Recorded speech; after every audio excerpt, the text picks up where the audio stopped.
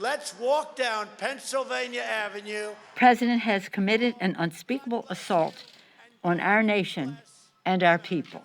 I join the Senate Democratic leader in calling on the Vice President to remove this president by immediately invoking the 25th Amendment. If the Vice President and the Cabinet do not act, the Congress may be prepared to move forward with impeachment. There are two ways that President Trump could conceivably be stripped of his powers. One is the 25th Amendment, which is not fully removing the president from office, but basically just deposing him from controlling the levers of government. The quickest way for that to happen would be for Vice President Mike Pence to convene the cabinet and hold a majority vote removing the president temporarily from office. Pence would become the acting president.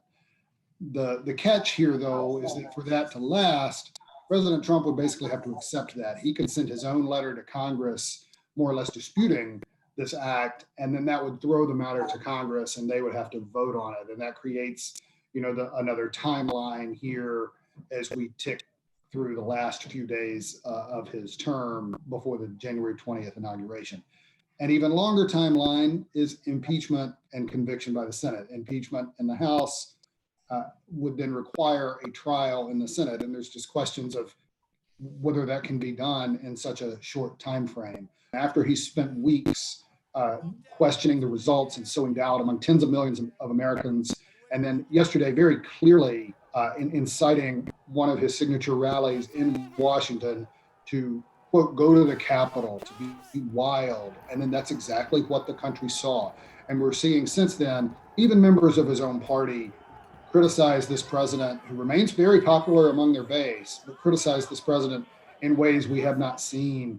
It is difficult to say that Congress absolutely couldn't do something in this time frame.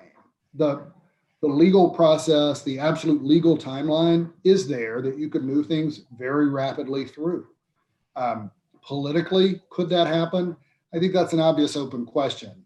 There is a possibility, and to be clear, I've not spoken with top aides to the leaders of either chamber, but there's another option that, for the purposes of history, might become appealing in the final days, and that is a joint censure of the president by Congress. That's Congress going on record in resolution form, laying out charges against the president, just as you might in an impeachment proceeding, but not convicting him per se of any sort of high crime or misdemeanor under the Constitution, simply saying, this is what you did.